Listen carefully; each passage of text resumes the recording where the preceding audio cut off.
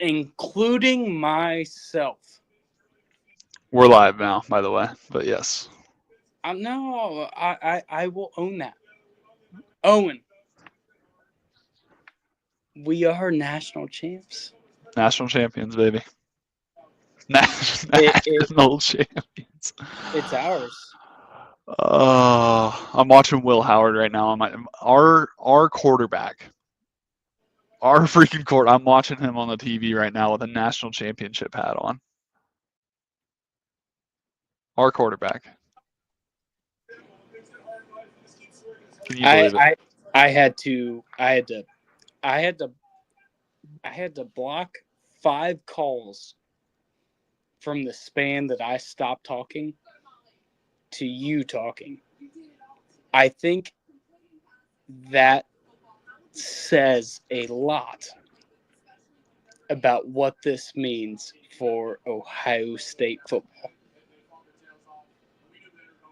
They're all Ohio State fans that just want to celebrate. Owen, we did what we set out to do. And I understand there's going to be people that say we didn't do it the way we thought we would do. But at the end of the day, the hardware is ours. Ryan Day is a national championship head coach. Okay. There's only a few people in the sport that can say that right now. Dabo, Kirby, Ryan Day. Everyone else is gone, right? And well, hold on. Owen, I'm going to hold you to this, and I think you will be so happy to be wrong about this. And I was on your like kind of on your side about this, but you said Ryan Day is a phenomenal coach. He is going to win a national championship, but you said I wasn't sure if it was. Yeah, I didn't think it was going to be the Buckeyes. I until December 20th or 21st, whatever that was. I didn't think it was going to be for the Buckeyes. I thought he's a good coach. He's a good recruiter. He's all the things, but I just did not think that he would be. Yeah, I didn't think it would happen for the Buckeyes. I thought things were just he was going to get run out of town, and he was close to. oh, he was so close to, like, we talked about it before the game. Like, I kind of joked about, like, who has been against the Buckeyes, and you said Bill Landis, and Bill Landis is the best in the game. He's one of the. I have so much respect for that guy for what he does for like Buckeye media. I think he's a very good voice for Buckeye Nation. But like heading into the Tennessee game, Bill Landis was like, "We might lose this game," and Owen, you and I would say the same. Like, I would say you and I had the similar fears of like, after the Michigan game, after everything that happened, man, it felt like it was going to be a lot for this team to get back on their feet. And then Yeah, they did yeah. it. Like they overcame this chip on their shoulder. They dominated Tennessee, dominated Oregon, had this dogfight in Texas. And then the first possession tonight. And so let's go there. Yeah. First possession tonight, Notre Dame did exactly what Notre Dame wanted to do. And that was get this into a rock fight. 10 minutes off the clock. Fucking dominate the time of possession. And let's live to fight another day. And then after that first possession offensively by Notre Dame, Ohio State just became Ohio State football. And well, there were some things later in the game that I was not super Well, impressed with. But here's the thing: the season's yeah. over. The national championship is here. Like this team is moving on. They're not. They have the trophy. They're about to do the trophy presentation here. But yes, dude, that first drive, I was like, oh shit. But there was a part of me, and I was getting people texting me like, uh-oh, what's going on? I'm like, dude, they can't do this all game. Riley Leonard literally went and threw up on the sideline after that. And I was like, that was impressive. I was very nervous at that No, point. But Notre Dame hung their nuts out on the first possession and said, "This is what we've got. This is all we have." Yeah. But to sustain that for 4 quarters, like you could tell after that touchdown drive, like we were texting each other. I probably had 10 texts come in after that drive that goes, "Oh, we're okay." Because Riley Leonard can't fucking run it 8 times in a drive. And that's what happened. Like they sustained. I think I may have lost you, Owen. Oh, nope, No, I got back. I'm here. But it was like you can only see so much from at home. Yeah. But I feel like every Buckeye fan saw that first drive. Riley Leonard, like they ran it down our throat. They did all the right things. But I feel like every Buckeye fan said, if that's their game plan, if that's what they want to do, they're in for a really long night. And then they were in for a really long night because he couldn't do those things. And the defense tightened up. They kind of figured out what was going on. And then you go 2 3-and-outs in a row and you give our offense a chance. And man, it like everything was just kind of singing. It felt like we, correct me if I'm wrong, Owen.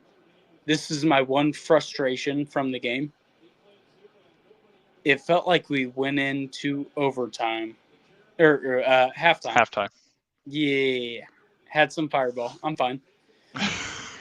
Felt like we went into halftime with the game's over, and I'm saying that from a fan Oh yeah. not a player perspective, but like it felt like we had beat them at halftime because they threw all their chips out on the table in the first drive, and then after that there was nothing. There was nothing they could do. Yeah. No, I mean for sure. I admittedly went to halftime and was like, all right, well, like do we go live now for the podcast or what? Like, yeah, it was interesting. Dude, I mean, if Ibuka doesn't, well, but okay, also Yeah, like yeah. it turned into a game, but if Ibuka doesn't fumble that, like, okay, it would have been. I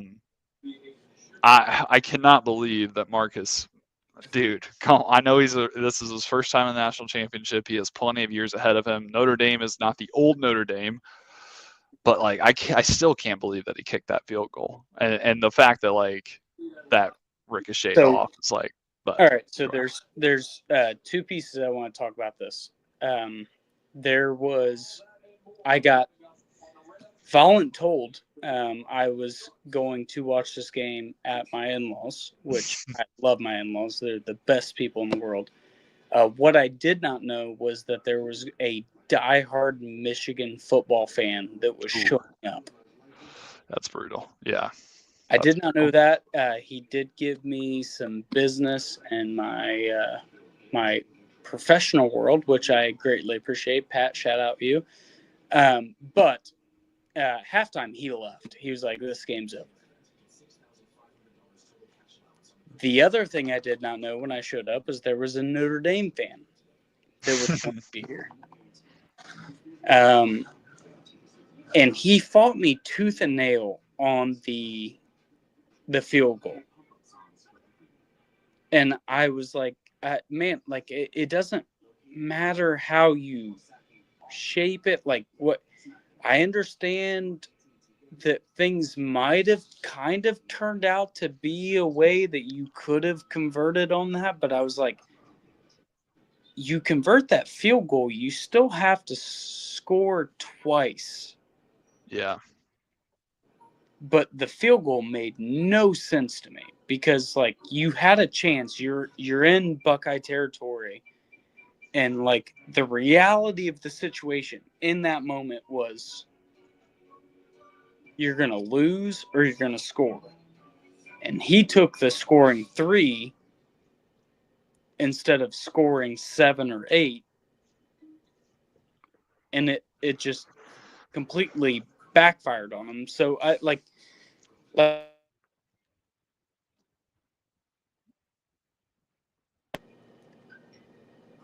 he's going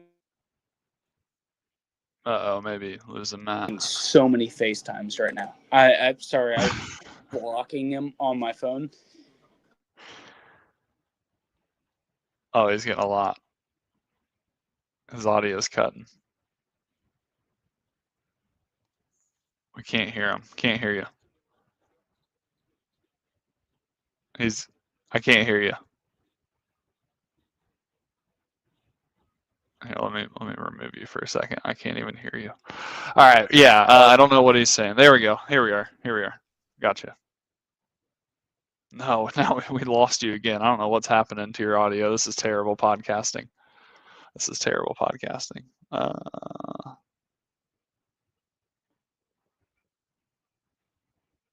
right. So maybe it's just me for a minute. Maybe it's just me. We'll see. Yeah. Well, I can't believe it. Yeah. I don't know what Matt was saying, but yeah, I can't. The math didn't make sense to me. I thought that they had the momentum on their side, and they were getting away with some plays, and they were, I mean, to their credit, were playing very, very well on those drives and scheming up the play calling. They seemed to be in their bag. They weren't in a, they were in a weird distance where they maybe weren't within range to have like a Riley Leonard 5-yard run, and they were going to have to make him probably pass that. And so maybe there was just a lack of confidence on that, but it didn't make a whole lot of sense to me. I think you may be back. Can you hear me? Am I back in? Yes, you're back. Am I back in? Yes, you're good. So my brother just FaceTimed me from a bar in Mississippi. The full bar was full of Notre Dame fans. Oh, that's brutal. And I'll be honest, he might get his ass beat tonight, but he is having the time of his life right now. The time of his life. So, I'm sorry. I don't know where we were going, but no, I was just talking about the Marcus Freeman like kicking the field goal. It didn't make a whole lot of sense to me. But we can move on from that, because what we haven't talked about is, the play calling kind of turtled up a little bit on the offensive side. I know they were just trying to kill clock, but there was just like some questionable, like, I know we're just, again, trying to kill the clock, but like, why are we just running Will Howard? And then Owen, what? I'm not doing that right now. No, because it led to like a legendary moment for the kid. For the guy. Like for the dude that is going to be here for another 2 seasons. He graduated. He's not the kid. He's the guy. So like, I like when that happened, I'm like, we were sitting here, I'm like watching the play happen live. When the ball released from Will Howard's hand, I knew who it was going to. Yeah. Like, you knew. Yeah. And the fact that he had 3 yards, 4 yards of separation, like, it was just like, it felt like a passing of the torch of like, okay, Ohio State just won a national championship. By the way, the guy that put the fucking dagger in your heart, he's here for 2 more years. 2 more years. Unless unconfirmed sources have him going to Miami. Yeah, unless he goes to Miami to play with Carson Beck. Yeah. Oh man, Ryan. I mean, Ryan Day is.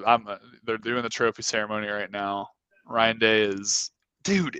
I mean, he's a national championship head coach. Like, can we No. just, okay, we talked about it. I know we started with this, but like, can we just, like, this changes everything. There's, again, very rare to be a national championship head coach. Urban Meyer only brought one national championship. Jim Tressel only brought one national championship.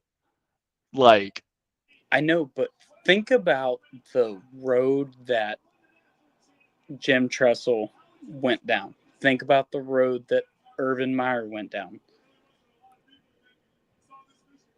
Ryan Day hasn't been here for very long. no, that's what I'm saying. Like, they only brought one, and they're these, like, legendary head, like, this is early.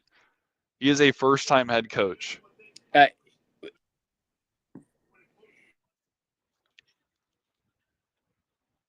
We're losing him again. He's probably getting 20 more FaceTimes. But yeah, I mean, this was, I think, around the same point that Kirby got his first, and now, like, Kirby's considered one of the greats or the best in the game, whatever. I can't remember what point Dabo got his, but either way, Ryan Day got his. He got his now. And, you know, there will be plenty of, they're hoisting it. Hold on, I have to pause. They're hoisting the national championship trophy. Let's go, baby. I've been waiting for this moment for so long. It's been 10 years almost to the day. I think like 8 days off maybe. But Ryan Day is hoisting the national championship trophy right now.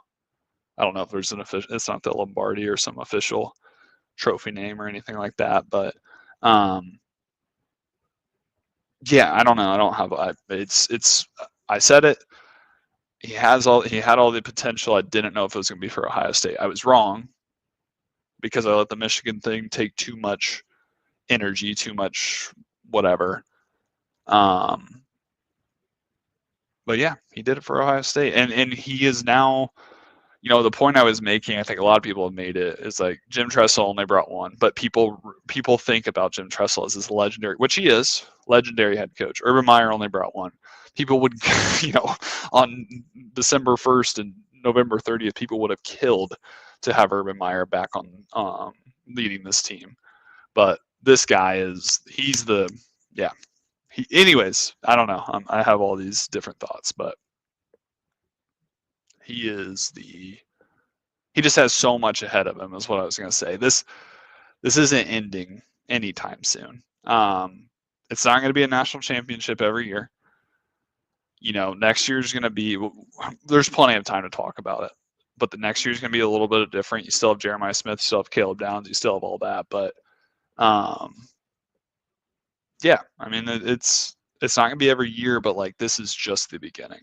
There's things that need to change with the Michigan game. There's things that need to happen, you know, but he, like, the path is, I mean, dude, Tennessee, Oregon, Texas, Notre Dame, on top of, you know, beating Penn State earlier in the year, IU earlier in the year.